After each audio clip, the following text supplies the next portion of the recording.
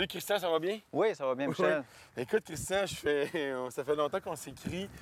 Souvent, je vais demander des informations que tu nous donnes au magazine Sentier Chasse et Pêche ou quand j'ai des interrogations au sujet de l'orignal, que ce soit son comportement, que ce soit son territoire, peu importe ses mœurs.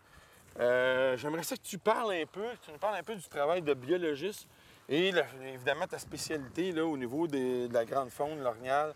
Comment ça se passe, là, ton métier? Oui. Bien, moi, je suis au service de la faune terrestre et de la vie faune, au ministère des Ressources naturelles et de la faune.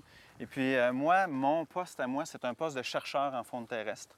Alors, mon travail, c'est d'être à l'écoute de mes collègues, les biologistes qui font le travail en région, puis toutes sortes de questions qui sont soulevées sur des problématiques fauniques qui sont vécues à une échelle locale. Par exemple, on sait par exemple que le plan de gestion de l'orignal au Québec, il va bien. Les populations sont en croissance à la plupart des endroits, mais par exemple, il pourrait y avoir des zones où ce n'est pas le cas, où on n'observe pas le même type de croissance. Alors là, il y a une question de recherche qui se pose. Puis là, ensuite, par comité, bien, on peut évaluer les priorités puis décider, par exemple, de démarrer un projet de recherche sur un sujet en particulier comme celui-là. Alors là, moi, mon rôle à ce moment-là, c'est de partir avec cette question de recherche-là, d'élaborer un protocole expérimental, scientifiquement rigoureux, qui va permettre de répondre correctement à la question.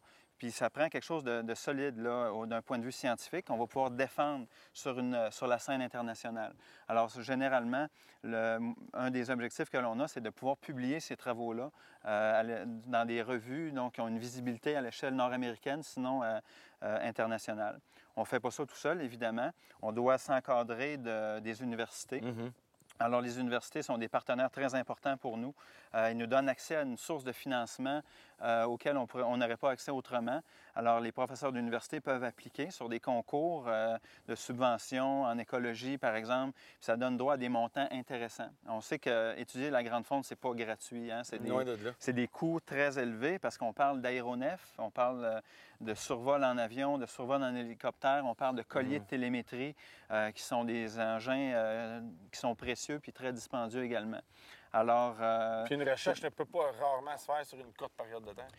Non, exactement, parce que, par exemple, il peut y avoir des hivers ou des étés exceptionnellement difficiles ou exceptionnellement doux.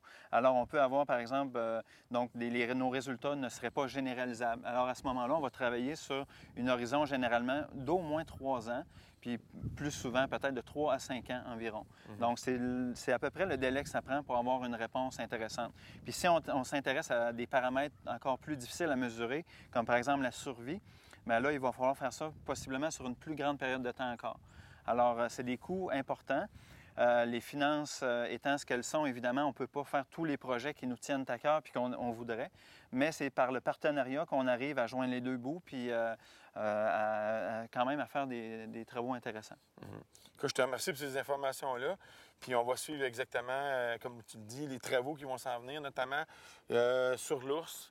Il y a des travaux qui s'en viennent aussi également sur le caribou des bois, oui, en lien avec la prédation. C'est des choses qu'on va rester à l'affût pour transmettre ces informations-là aux gens du magazine Sentier Chasse et Pêche et également au site www.chassequebec.com. Christian, je te remercie encore pour ces précieuses informations-là. Ça fait plaisir.